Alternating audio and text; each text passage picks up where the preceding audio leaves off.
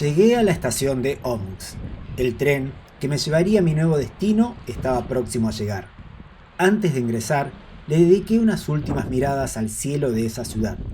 Había algo de viento y por lo tanto el entramado de las nubes se modificaba con rapidez. Ingresé a la estación. Atravesé varias habitaciones de diferentes dimensiones, tamaños y tonalidades de un naranja amarillo almibarado. Llegué hasta una sala de espera circular donde había un gran tablero con los horarios de las salidas y llegadas de las formaciones.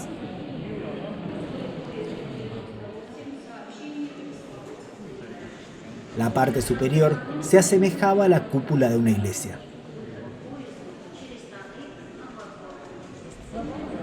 Muchas personas estaban esperando.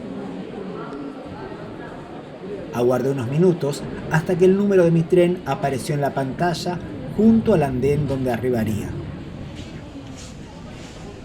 Tomé mi mochila y comencé a atravesar distintas salas y pasillos donde en algunas partes circulaban muchos pasajeros que iban y venían y otras estaban prácticamente vacías.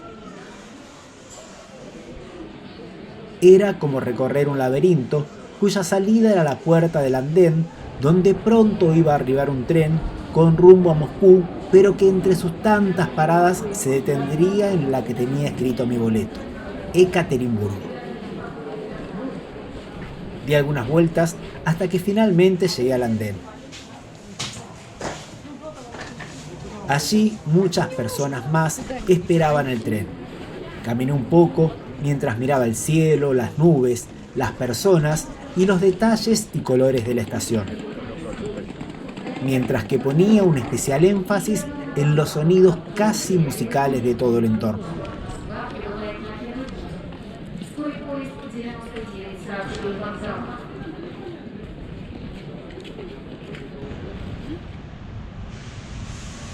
Pronto llegó el tren tan puntual como todos los del Transiberiano.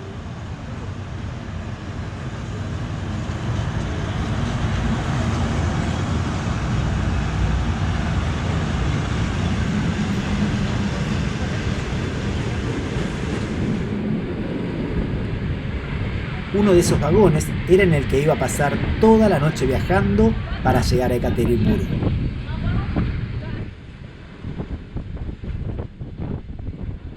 Fui en busca de ese vagón.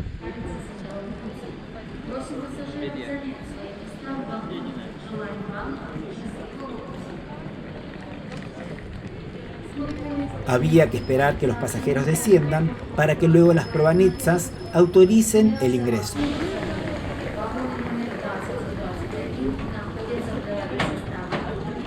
El ruido de las rueditas de las valijas se mezclaban con los silbidos del tren y las voces de los parlantes de la estación.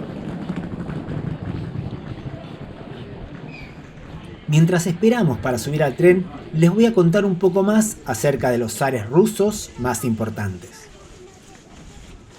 Durante el viaje entre Krasnoyarsk y Omsk había llegado hasta Iván IV, conocido como Iván el Terrible, 1530-1584.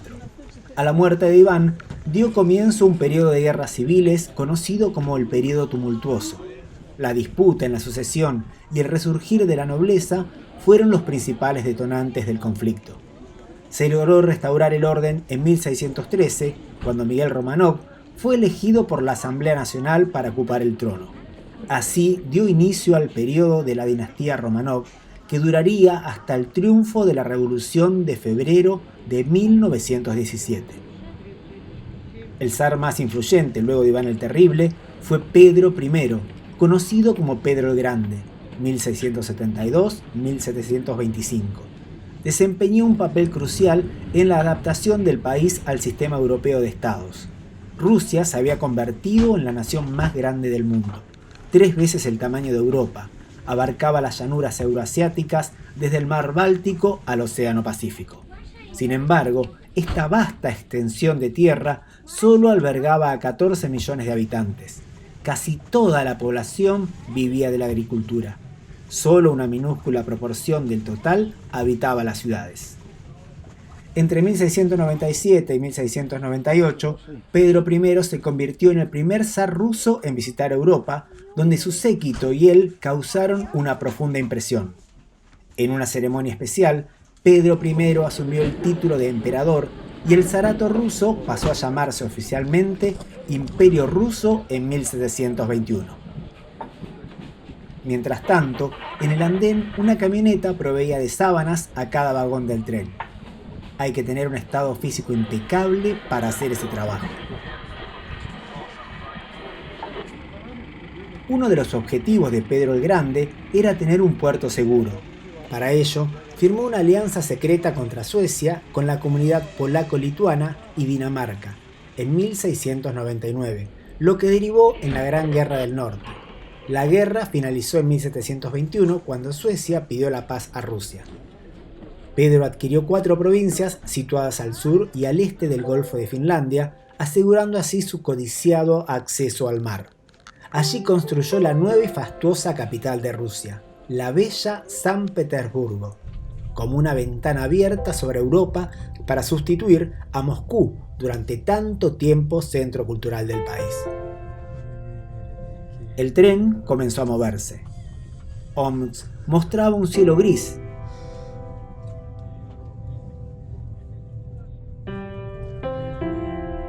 A 822 kilómetros y 12 horas y media me esperaba en los Urales Ekaterimburgo. Me iba despidiendo de Siberia y de Asia. Pedro el Grande reorganizó su gobierno siguiendo los modelos occidentales, transformando a Rusia en un estado absolutista. La Rusia rural fue dividida en nuevas provincias y distritos. La Iglesia Ortodoxa rusa se incorporó parcialmente a la estructura administrativa del país, haciéndola en la práctica una herramienta de Estado. Algunos restos del sol de aquella tarde cada tanto iluminaban a otros trenes. Paisajes como los que se observaban en esos momentos a través de la ventanilla, con tantos grises, era tal cual como me había imaginado a Rusia y más precisamente a Omsk, famosa por ser una ciudad industrial. Se veían autos y colectivos con personas que iban hacia distintos caminos y que circunstancialmente nos habíamos cruzado sin saber cada uno sobre la existencia del otro.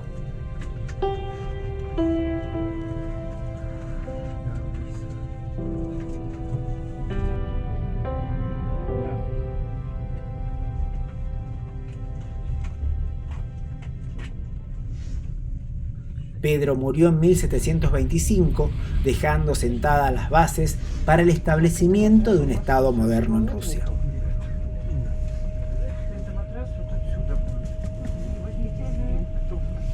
Un tren carguero apareció, uno más de entre los tantos que me había cruzado ya y que seguramente me cruzaría en lo que me restaba del viaje en el Transiberiano.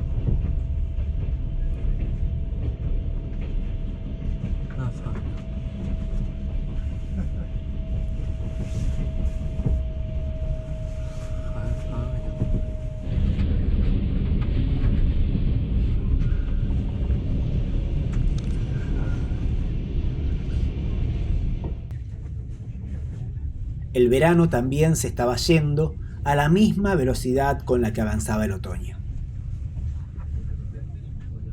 Llegamos al puente del río Irtysh. Los grandes puentes son la bienvenida y también las despedidas de las grandes ciudades. Por cada gran río que cruza el tren, siempre hay una gran ciudad pegada, y como es obvio, un gran puente que cruzar.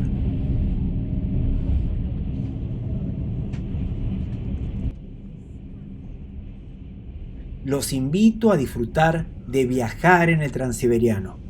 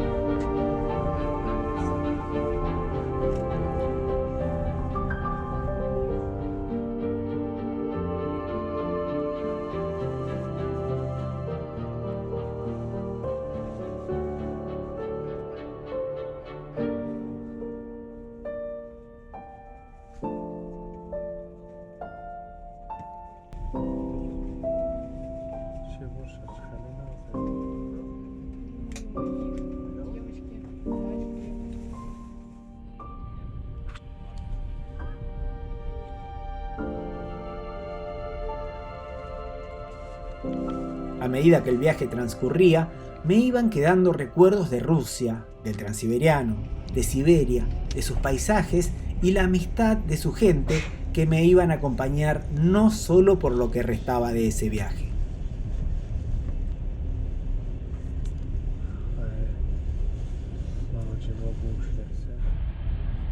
Esa era la última tarde siberiana de ese viaje en el Transiberiano.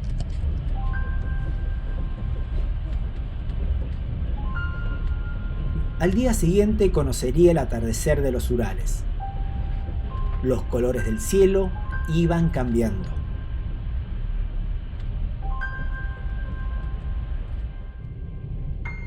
Mientras me despido de ese atardecer, les voy a seguir contando sobre la historia de Rusia y sus zares más importantes. Habrían de pasar casi 40 años antes de que un gobernante ambicioso e implacable se sentase en el trono ruso. Catalina II la Grande fue una princesa alemana que se casó con el heredero del zar, Pedro III. El zar se había ganado el rechazo de la nobleza y el clero. Catalina aprovechó esa situación, dio un golpe de estado y se autoproclamó zarina. Se dice que Pedro fue asesinado por sicarios de Catalina. Catalina II, 1729-1796, contribuyó al resurgimiento de la nobleza rusa, emprendido tras la muerte de Pedro el Grande, y a la vez contuvo con rudeza varias revueltas del campesinado. Catalina extendió la frontera meridional al Mar Negro. Con la colaboración de Austria y Prusia, desplazó la frontera hasta Europa Central.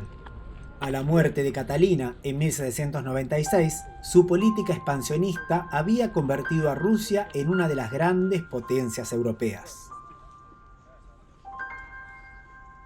La noche me sorprendió en un pueblo del que pude solo observar algunas tiendas que ofrecían comida, bebidas y algunos productos de primera necesidad. El clima era templado y el silencio de una inmensidad lejana se podía escuchar a pesar del sonido del tren.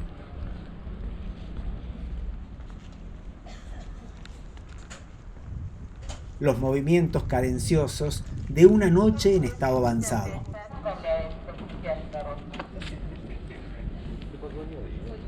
Volví a ingresar al tren.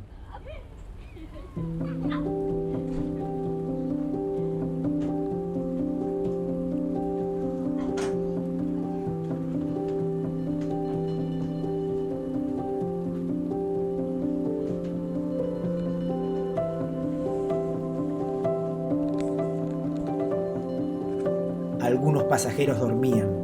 Yo me preparé una taza de té. Otro zar destacado fue Alejandro I, 1777-1825. Él gobernó durante las guerras napoleónicas, donde Rusia se opuso a Napoleón desde el primer momento. Sin embargo, tras la decisiva derrota rusa en la batalla de Austerlitz, Rusia firmó la paz con Francia, una paz que no duraría mucho tiempo. Rusia y Francia volvieron a entrar en guerra y Napoleón protagonizó una desastrosa invasión a Rusia, donde las políticas de tierra quemada empleadas por los rusos diezmaron al ejército francés, que tuvo que efectuar una penosa retirada a través de una helada y devastada Rusia. Napoleón se sorprendió al llegar a Moscú, pues la encontró vacía. Los propios rusos se encargaron también de incendiar a Moscú. Aún desempeñando un papel político preponderante durante el siguiente siglo, gracias a la derrota infligida a la Francia napoleónica, la no abolición de la servidumbre hipotecó el progreso económico en Rusia. Mientras la economía europea crecía imparable durante la Revolución Industrial, que comenzó en la segunda mitad del siglo XVIII, Rusia quedaba rezagada con respecto a Occidente. Las luces de Ekaterimburgo comenzaron a aparecer. Me la imaginaba una ciudad de edificios modernos y diseños elegantes.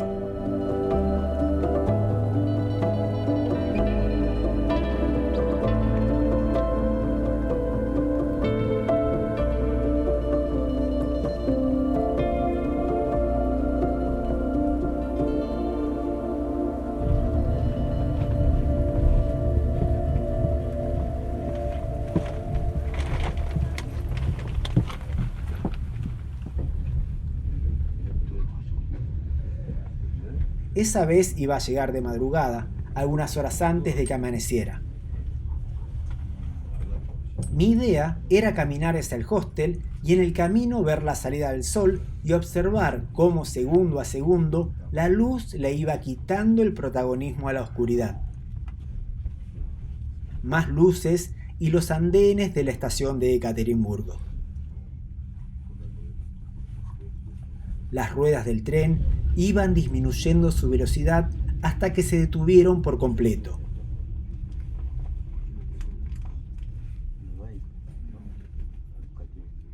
Había llegado a una nueva ciudad. Las ansias por conocer un lugar por primera vez es algo que me lleva a seguir siempre en busca de nuevas emociones. Me recibieron las voces de los parlantes de la estación.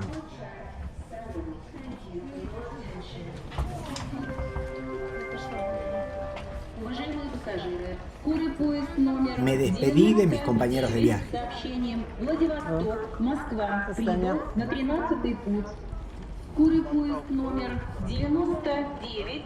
Más sonidos a rueditas de valijas me acompañaban.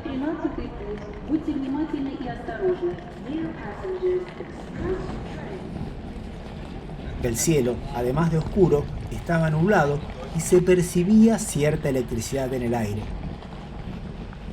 Hacía un poco de frío.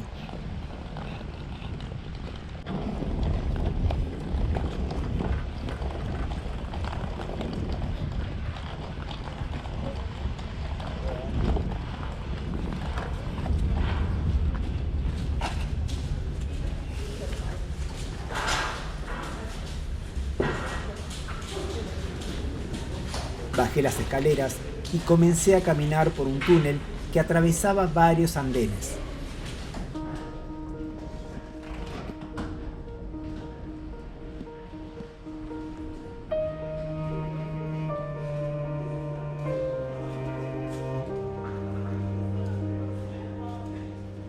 Al final de ese túnel me esperaba Ekaterimburgo con las luces del amanecer.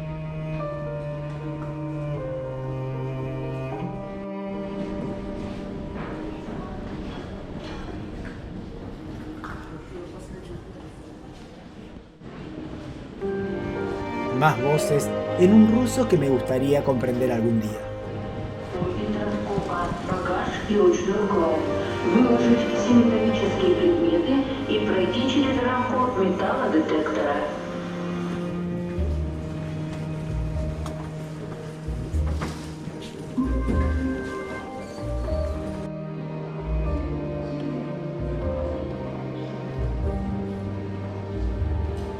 Algunas veces lo planeado no sale como uno se lo había imaginado.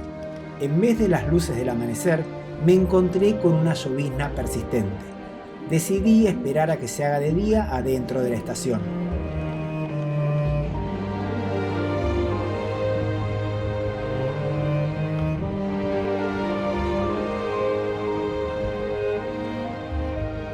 No es buena idea caminar con la mochila mojada. A cada paso, la lluvia la hace cada vez más y más pesada.